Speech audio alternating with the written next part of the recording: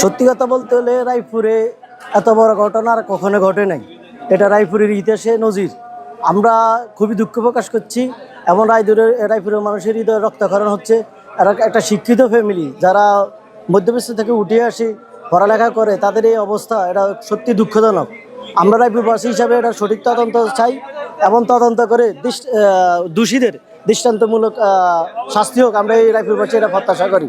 আসলে যে মূলত হত্যা করছে, আমরা তো দেখলাম যে তাকে মেরে ফেলা হয়েছে। এখন আমরা তো এটা কঠিন শাস্তি চাইছিলাম, যাক এটা তো জনগণ ইয়ে করছে। আর এর ভিতরে যে ক্লুজ আছে, যদি সম্ভব হয় প্রশাসন যদি এটা বের করে ওদেরকে আইনের আওতা আনা, আমরা এটাই চাই আর কি। তবে এর মর্মান্তিক ঘটনা রায়পুরের ইতিহাসে এই প্রথম, আর কখনো এরকম ঘটনা ঘটে নাই আর কি। আমরা সবাই এটার কঠিন তদন্ত করে সঠিক যে বিচার, যদি এটার সাথে আরও কেউ জড়িত থাকে, আমরা চাই এটার কঠিন শাস্তি হোক, যাতে অদূর ভবিষ্যতে আর কেউ এই ধরনের কোনো অকারণগুলো না করতে পারে আর কি।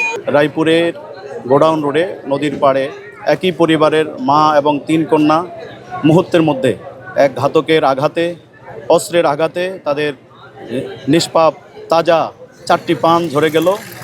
তারা দুনিয়ার থেকে বিদায় হলেন। অত্যন্ত মর্মান্তিকভাবে তাদেরকে হত্যা করা হয়েছে। এটাকে আমরা অত্যন্ত ন্যাক্কারজনক এবং হৃদয় বিদারক, অত্যন্ত মর্মান্তিক দুর্ঘটনা বলে আমরা বিশ্বাস করি, যা স্বাধীনতার পর থেকে আমার মনে হয় রায়পুরের ইতিহাসে এটাই নতুন ইতিহাস। আমরা আর এরকম ঘটনা শুনিনি। আমরা প্রকৃত দোষী ধারণা করা হয়, ঘাতককে গণপিটুনিতে ঘাতককে হত্যা করে ফেলা হয়েছে। আমরা জানতে চাই ঘাতকের সাথে আরও কেউ জড়িত আছে কিনা। প্রত্যেক জড়িত সকলকে প্রশাসন তদন্তের মাধ্যমে চিহ্নিত করে প্রকৃত অপরাধীদেরকে প্রকৃত শাস্তি, আইনের আওতায় এনে প্রকৃত শাস্তি নিশ্চিত করবে, এটা আমাদের বিশ্বাস। আলেম সমাজের পক্ষে আমরা এই প্রত্যাশা করি। আইন শৃঙ্খলা এবং আইনের শাসন বাংলাদেশে যদি প্রতিষ্ঠিত হয়, বিশেষ করে আমরা যদি সবাই সচেতন হই, তাহলে এই জাতীয় ঘটনাকে আর পুনরাবৃত্তি হবে না আমার বিশ্বাস। এই জন্য আমরা এর সুষ্ঠু বিচার দাবি করি। ধন্যবাদ সকলকে। আসসালামু আলাইকুম।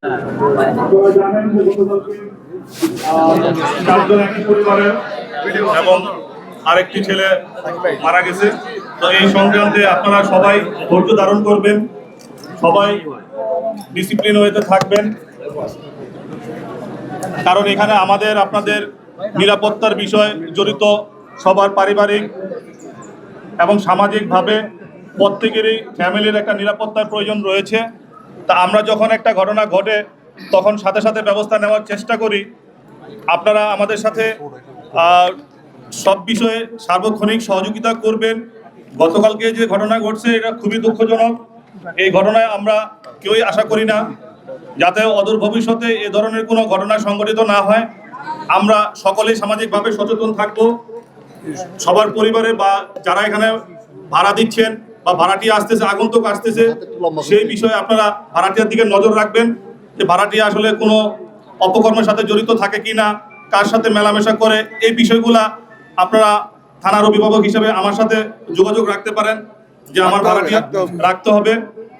আপনারা আমার সাথে সার্বক্ষণিক এই ভাড়াটিয়ার বিষয়ে যোগাযোগ করবেন। আর এই ঘটনায় আমরা মামলা নিয়েছি। আপনাদেরকে আমি আশ্বস্ত করতে চাই, এই ঘটনায় আমরা দোষীকে অবশ্যই আইনের আওতায় আনবো। দৃষ্টান্তমূলক শাস্তির জন্য বিজ্ঞ আদালতে আমরা প্রেরণ করব। আপনারা আইনের প্রতি শ্রদ্ধাশীল থাকবেন। অনেকে যেভাবে ঝাঁপিয়ে পড়ে একজনকে আহত করার চেষ্টা করে, এই ধরনের যাতে মব কালচার বা নিজের হাতে আইন তুলে নেওয়ার যে প্রবণতা, এই বিষয়টা যাতে আর সংগঠিত না হয়। আপনারা সবারই কিন্তু আত্মীয় স্বজন, ভাই, বন্ধু বান্ধব আছে। কেউ যদি নিজের ফ্যামিলির যে ঘটনাটা ঘটে, এটা নিজের ফ্যামিলিতে ঘটলে আপনারা কিন্তু নিজেরাই ক্ষতিগ্রস্ত হবেন। তা আমি আর কথা বাড়াবো না। আমি এই পরিবারের রুহের মাগফিরাত কামনা করে আমার বক্তব্য এখানেই শেষ করছি। আপনারা আশা রাখেন যে আমরা সুষ্ঠু বিচার নিশ্চিত করব ইনশাআল্লাহ। আসসালামু আলাইকুম।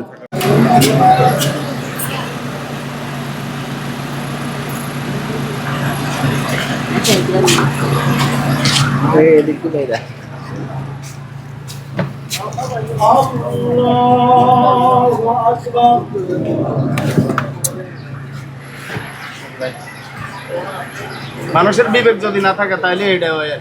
বিবেকের হাতে মুক্তা কামড়াইছে ভাই এটা কোনো কথা হইলো সাম তা এদের কাজ করতে থাকি আমার ক্ষতি করবো